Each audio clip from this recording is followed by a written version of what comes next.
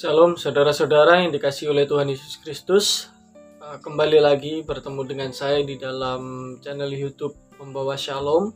Saat ini kita akan belajar kembali akan kebenaran firman Tuhan, dan kita terlebih dahulu meminta pertolongan Tuhan untuk berdoa sehingga firman Tuhan ini tidak sia-sia, tetapi firman ini dapat menghidupi kita dan menolong kita dalam menjalani hidup kita sehari-hari. Mari kita berdoa.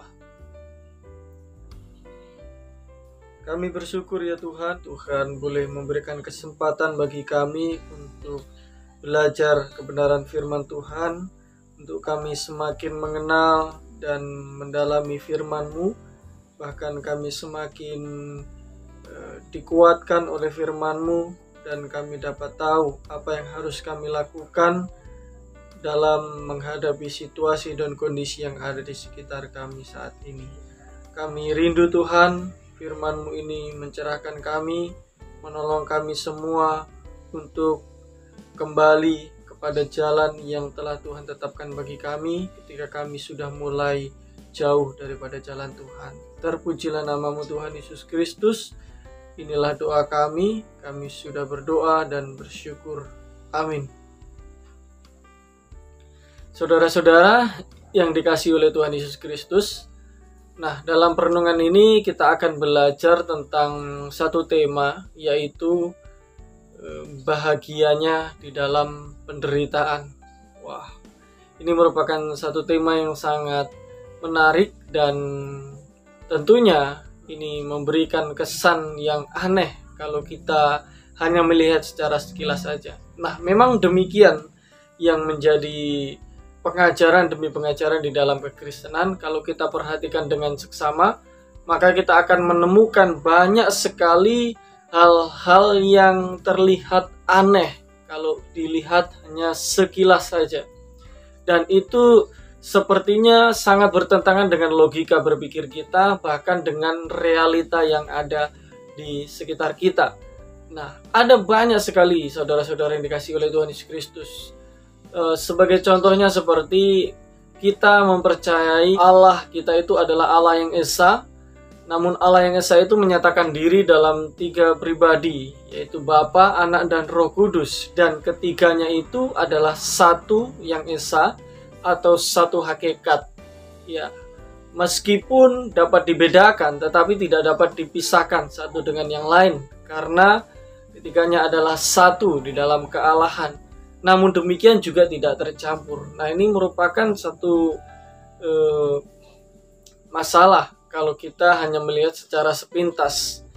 3 kok 1, 1 kok 3. Nah, yang namanya 3 ya 3, 1 ya 1. Nah, kemudian ada lagi bahwa seorang perempuan dapat melahirkan seorang anak tanpa melalui persetubuhan atau tanpa melalui hubungan seksual dengan laki-laki. Nah, ini merupakan satu keanehan juga. Lalu ada lagi, jikalau kita ditampar pipi kanan kita, maka kita harus memberikan pipi kiri kita. Nah, ada lagi juga, kalau kita dimusuhi oleh orang lain, maka kita harus mengasihi orang tersebut. Dan ketika kita dianiaya, kita harus berdoa bagi orang tersebut. Nah, ini merupakan suatu hal yang aneh dan sepertinya sangat bertolak belakang dengan pola pikir kita, ya, sebagai manusia.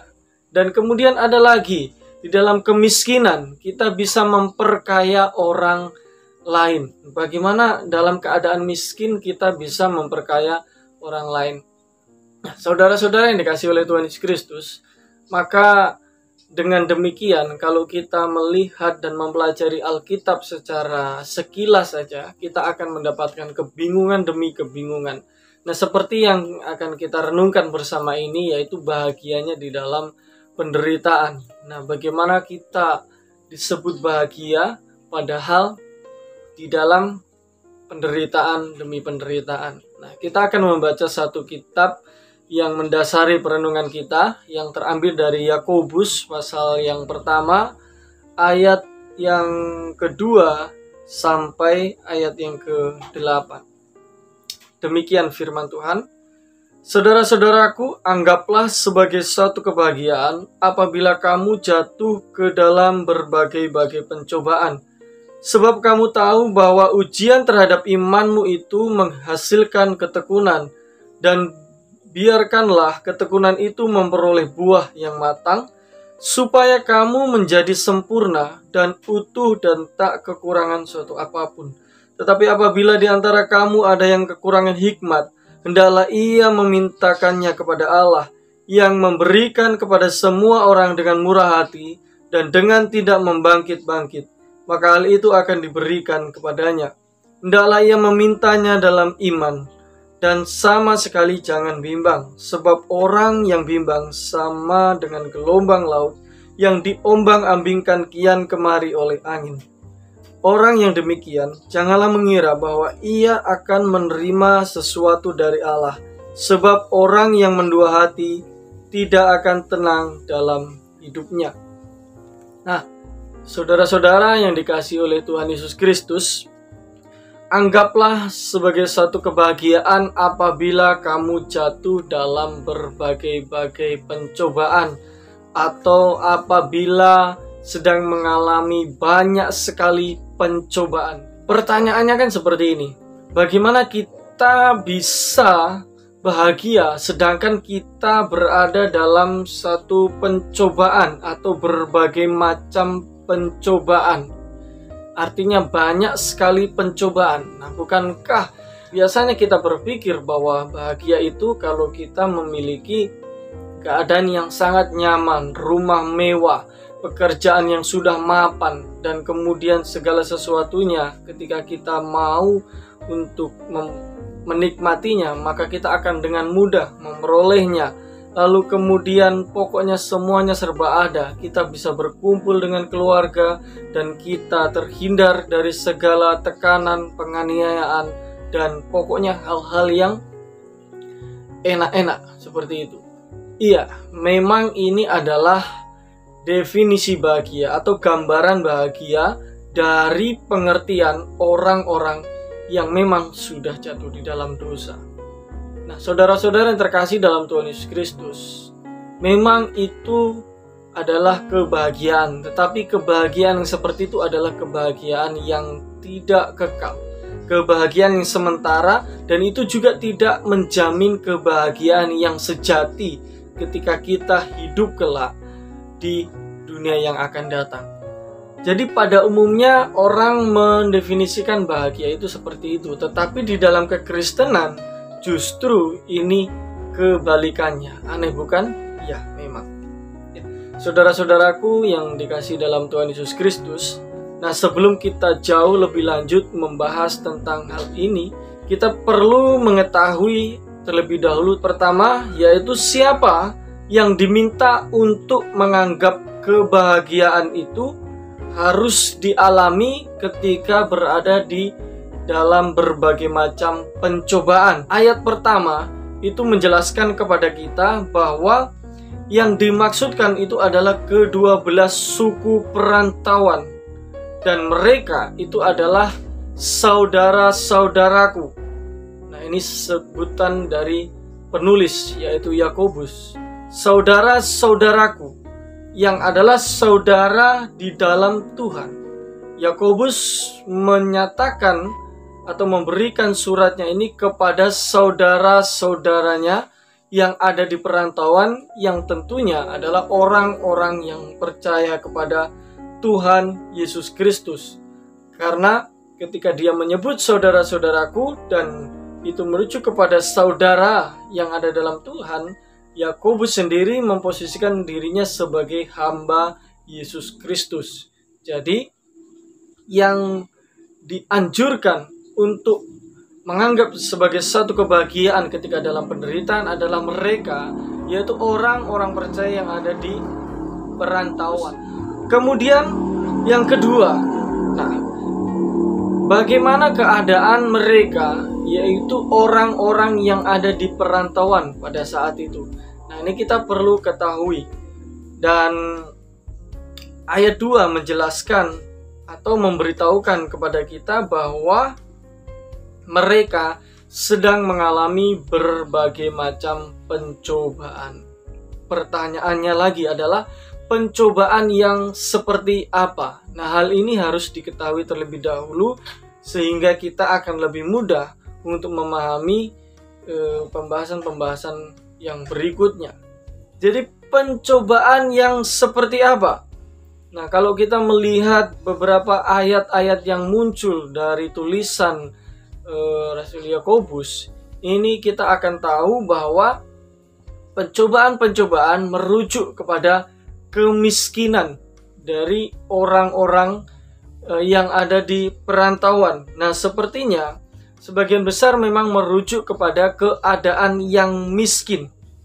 Dan ini bisa diakibatkan oleh karena adanya penganiayaan juga dari luar, yaitu penganiayaan agama yang menjadi penyebabnya. Dan kemudian kemiskinan ini juga dapat merujuk kepada kondisi mereka yang ada di dalam perantauan, di mana mereka berada di tempat yang bukan tempat mereka sebelumnya. Artinya mereka di tempat yang baru dan mereka berada di suatu lingkungan di mana mereka harus banyak beradaptasi dengan lingkungan yang ada, yang tentunya banyak sekali hal-hal yang tidak sesuai dengan kebiasaan atau hal-hal yang mereka lakukan sebelumnya. Nah, saudara-saudara yang dikasihi oleh Tuhan Yesus Kristus, itu sebabnya banyak sekali pencobaan yang dialami oleh mereka, dan ini bisa juga merujuk kepada sakit penyakit, kemudian kesepian, kehilangan, kekecewaan, dan banyak lagi. Yang jelas adalah ini penderitaan. Yang namanya penderitaan adalah sesuatu yang sangat tidak enak. Nah, inilah yang menjadi keadaan yang dialami oleh orang-orang yang ada di perantauan. Nah, saudara-saudara yang dikasihi oleh Tuhan Yesus Kristus, di dalam ayat 2 dan 3, nah itu kita melihat di dalam terjemahan bahasa Indonesia ada kata pencobaan, tetapi dilanjutkan di ayat yang ketiga, ujian terhadap imanmu. Nah, jadi apa perbedaan antara ujian dan pencobaan, dan apa yang dimaksudkan di sini? Nah, saudara-saudara, keduanya ini merupakan suatu hal yang berbeda, bahwa ujian itu sumbernya itu jelas daripada Allah itu sendiri. Nah, sedangkan pencobaan ini lebih cenderung dari si iblis atau si jahat, dan ini juga bisa mengarah kepada diri kita.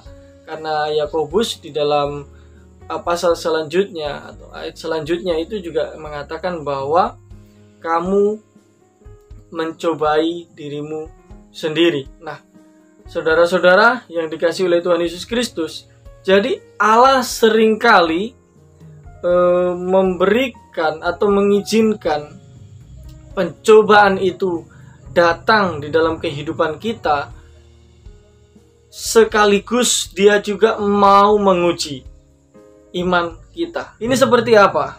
Jadi Allah seringkali juga menguji kita dan mengizinkan iblis itu mencobai kita. Nah, apakah dalam hal ini berarti Allah itu bersekongkol dengan iblis untuk menghancurkan hidup kita? Nah, tidak demikian halnya, saudara-saudara yang dikasihi Tuhan Yesus Kristus.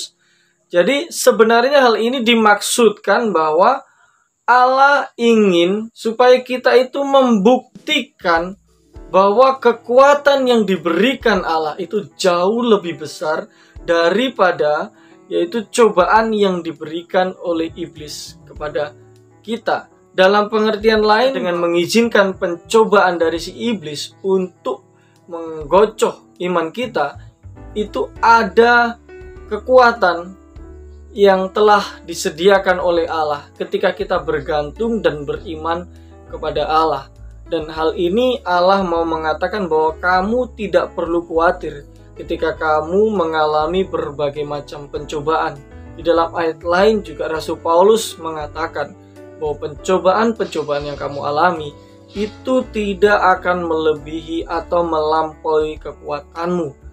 Ini bermaksud supaya di dalam menghadapi pencobaan yang ada, kita menggantungkan atau menyerahkan hidup kita kepada Allah dan meminta kekuatan daripada Allah sehingga kita dapat melewati setiap pencobaan itu. Nah, ini yang dimaksudkannya. Karena apa? Karena kalau kita melewati dengan kekuatan manusia kita sendiri, maka sudah pasti bahwa kita tidak akan mampu untuk melewati setiap pencobaan yang ada. Jadi inilah alasan dari Yakobus. Kenapa Yakobus ingin supaya orang-orang yang ada di perantauan itu menganggap suatu kebahagiaan apabila kamu jatuh, apabila kamu mengalami berbagai macam pencobaan. Alasannya adalah supaya kita dapat mengerti bahwa di dalam semuanya itu Allah senantiasa menyertai kita dan memberikan kekuatan kepada kita. Artinya ada perlindungan khusus dari Allah di dalam pencobaan yang kita alami. Di dalam ayat yang ketiga dijelaskan di situ bahwa ternyata ujian terhadap iman kita dengan Tuhan mengizinkan adanya pencobaan itu dalam diri kita menghasilkan yaitu ketekunan di dalam diri kita. Kenapa harus menghasilkan atau mengerjakan ketekunan di dalam diri kita? Saudara-saudara yang dikasihi oleh Tuhan Yesus Kristus, sama halnya seperti atlet. Ketika seorang atlet dikatakan sebagai atlet yang sangat profesional, tentunya atlet tersebut melalui berbagai macam hal yang tidak membuat dirinya itu enak dan harus memaksa dirinya untuk terus melakukan hal itu supaya dia dapat disebut sebagai atlet yang profesional. Nah, seperti halnya atlet angkat besi, nah tentunya tidak bisa mereka langsung mengangkat beban yang sangat berat pada saat itu kalau dia tidak melalui berbagai macam latihan atau berbagai macam hal-hal yang dapat dilakukan untuk bisa mengangkat beban yang terberat. Demikian juga dengan kita. Ketika kita beriman kepada Tuhan Yesus Kristus, Tuhan mau kita tidak hanya sekedar beriman dan percaya saja tapi diam, tidak melakukan apa-apa. Berikutnya bahwa beriman itu berarti ada kegerakan di dalam diri kita, yaitu untuk mengerjakan apa yang baik bagi Allah. Karena kita memang diciptakan untuk melakukan pekerjaan-pekerjaan baik yang telah Allah sediakan bagi kita. Lalu kemudian beriman ini berarti kita tidak boleh berhenti pada saat ketika kita mengatakan saya percaya kepada Tuhan Yesus Kristus dan saya pasti diselamatkan. Oleh karena itu saya tidak perlu lagi melakukan banyak hal. Nah, ini juga salah. Karena dalam pasal berikutnya Yakobus menjelaskan secara detail bahwa iman tanpa perbuatan itu adalah mati hakikatnya. Saudara-saudara yang dikasihi oleh Tuhan Yesus Kristus, dan ini juga yang menjadi dorongan dari Rasul Paulus selain dari Rasul Yakobus untuk tetap mengerjakan keselamatan itu dengan takut dan gentar di dalam Filipi pasal yang kedua. Artinya apa? Bahwa ketika kita sudah menerima keselamatan, bukan berarti kita hanya diam diri dan kita pasti diselamatkan dan kita hanya menunggu pada saatnya Tuhan menjemput kita. Tidak demikian. Karena iman yang benar adalah iman yang dibuktikan dengan kesetiaan. Iman yang benar itu dibuktikan dengan ketekunan hidup kita sampai pada saat Yesus datang yang kedua kali. Faithfulness, yaitu kesetiaan, iman yang benar dalam diri kita, berarti itu menunjukkan adanya kesabaran bagi kita untuk mau melewati proses demi proses yang ada yang telah Tuhan sediakan, yang telah Tuhan izinkan terjadi dalam kehidupan kita, sehingga di dalam kesabaran tersebut, maka kita akan memperoleh suatu keuntungan atau kesempurnaan hidup di dalam Tuhan. Kesempurnaan hidup bukan berarti hidup kita itu betul-betul sempurna seperti Tuhan, tetapi di sini lebih merujuk kepada konteks yang kita pelajari adalah kesempurnaan di mana kita akan menjadi orang yang tangguh, orang yang tidak kenal lelah, orang yang tidak kenal menyerah ketika pencobaan-pencobaan itu datang menghampiri kita. Karena Tuhan itu ada di dalam diri kita, dan diri kita juga senantiasa menyertakan Tuhan ketika menghadapi berbagai macam pencobaan. Saudara-saudara yang dikasihi Tuhan Yesus Kristus, inilah yang menjadi tujuan, ya. Ketika Tuhan mengizinkan berbagai macam pencobaan, yaitu untuk menguji iman kita, dan ketika hal itu sudah teruji, maka akan muncul ketekunan di dalam diri kita. Dan ketika kita sudah menjadi tekun, maka kita akan menjadi lebih sempurna, dan kita akan menjadi orang yang tangguh di dalam menghadapi berbagai macam pencobaan. Tetapi masalahnya adalah bahwa di dalam ayat yang kita baca tadi ada satu kata, yaitu kekurangan hikmat. Nah, tidak semua orang dapat melalui pencobaan itu dengan hikmat yang baik, artinya dengan sungguh-sungguh bergantung kepada Allah. Ada orang-orang juga yang kekurangan hikmat, atau bahkan mungkin tidak memiliki hikmat. Hikmat yang dimaksud adalah hikmat yang dari atas, yaitu kebergantungan hidup seseorang itu kepada Tuhan. Jika demikian, apa yang dilakukan? Rasul Yakobus memberikan sebuah solusi yang ada di dalamnya, yaitu untuk memintakannya kepada Allah. Nah, jadi kalau kita kekurangan hikmat, sudah sepatutnya kita memintakannya kepada Allah. Nah, ini menjadi problem juga masalahnya. Ketika seseorang kekurangan hikmat, orang tersebut bukan lari kepada Allah, bukan meminta hikmat kepada Allah, justru mencari jalan pintas, mencari solusi yang lain, yaitu pergi kepada dukun atau orang-orang yang pintar, karena menganggap bahwa dengan jalan seperti itu, maka masalah saya akan selesai. Lalu kemudian orang tersebut juga pergi kepada dukun untuk mencari pegangan-pegangan tertentu yang dapat melindungi dirinya dan yang dapat memberikan dirinya kekuatan sehingga mampu untuk melewati berbagai macam pencobaan. Tetapi kalau kita perhatikan, sebagian besar orang yang melakukan tindakan yang demikian, hasilnya adalah sangat buruk. Justru orang tersebut tidak menjadi orang yang tangguh di dalam menghadapi penderitaan, tetapi malah terjerumus ke dalam berbagai macam atau lebih banyak lagi penderitaan-penderitaan yang dialami, dan kehidupannya adalah kehidupan yang semakin susah dan sengsara. Karena apa? Karena caranya adalah salah. Kenapa kita harus pergi kepada dukun, orang-orang pintar, kata orang dunia? Nah, padahal mereka juga adalah ciptaan, mereka adalah manusia. Bukankah apa yang disarankan di dalam kitab suci ini adalah merupakan saran yang paling baik? Jika kita kurang berhikmat, maka kita sudah seharusnya meminta hikmat itu kepada Allah, sehingga kita diberikan pengertian yang benar, pemikiran yang bijaksana untuk bisa melewati setiap pencobaan demi pencobaan, sehingga dalam semuanya itu kita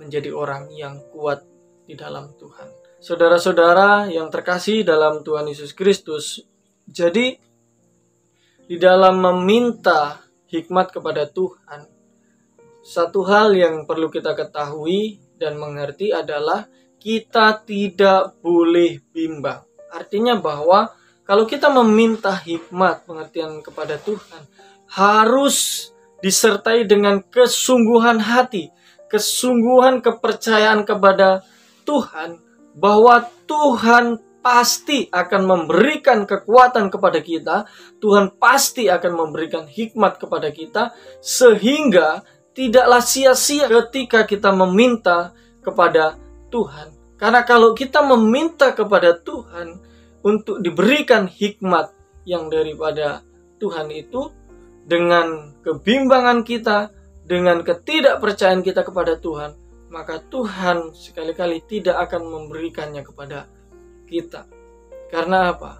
Keraguan itu menghalangi kita di dalam membangun relasi dengan Tuhan. Ketika relasi kita tidak baik dengan Tuhan, maka hal itu akan sangat merugikan diri kita sendiri. Keraguan itu sama halnya juga tidak percaya kepada Tuhan. Oleh sebab itu, maka ketika kita meminta kepada Tuhan, harus disertai dengan kesungguhan hati dan keyakinan penuh bahwa Allah akan mengerjakan di dalam diri kita untuk memberikan kekuatan yang lebih, dan untuk membuktikan bahwa kuasanya itu lebih besar daripada kuasa si jahat yang memberikan pencobaan-pencobaan dalam diri kita. Jadi ini kenapa Yakobus, seorang rasul Allah, memberikan dorongan kepada kita semua orang-orang percaya untuk menganggap sebagai satu kebahagiaan kalau berada dalam berbagai macam pencobaan. Karena perlindungan Allah itu nyata, dan itu menjadi jaminan Allah bagi setiap kita, orang-orang yang percaya kepadanya. Saudara-saudara yang dikasihi oleh Tuhan Yesus Kristus, Tuhan ingin kita setia sampai pada hari Kristus nantinya. Tuhan ingin bahwa ketika kita beriman, kita mengandalkan Dia sepenuhnya, dan kita tidak hanya beriman pada saat di awal saja, tetapi sampai pada akhir hidup kita tetap berpegang teguh kepada Tuhan Yesus Kristus. Karena Dialah yang menjamin hidup kita, dan kita tahu bahwa Yesus Kristus telah mengalami terlebih dahulu berbagai macam pencobaan, dan Dia telah memberikan satu teladan yang baik untuk hidup dengan setia sampai akhir, demi untuk menyelamatkan hidup kita.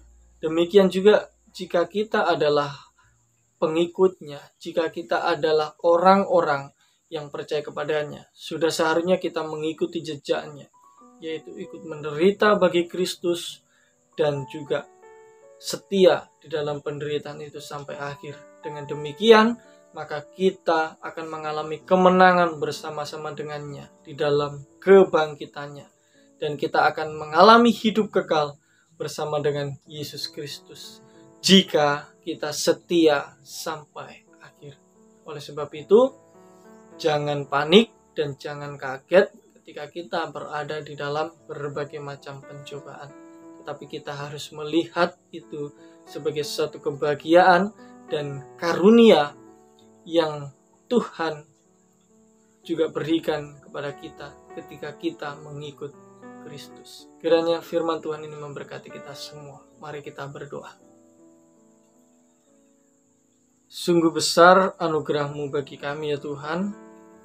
Kami sadar bahwa di dunia ini kami tidak lepas dari berbagai macam penderitaan, tetapi kami bersyukur karena kami memiliki juru selamat yang hidup, sehingga di dalam berbagai penderitaan yang ada, kami sudah seharusnya tetap mengalami sukacita dan bahagia karena ada perlindungan Tuhan yang nyata bagi kami. Oleh karena itu, kuatkan dan teguhkan hati iman kami ketika kami melihat realita yang ada ini, sehingga kami tidak panik, kami tidak takut, tetapi kami tetap percaya diri, dan kami tetap menjadi orang yang tangguh, yang dapat melewati semuanya itu. Bahkan kami bisa menjadi berkat di tengah-tengah berbagai macam penderitaan yang kami alami. Terpujilah nama-Mu Tuhan Yesus Kristus. Inilah doa dan ucapan syukur kami. Kami naikkan di dalam satu nama, yaitu Tuhan Yesus Kristus Allah kami hidup. Haleluya. Amin. Tuhan Yesus memberkati kita semua.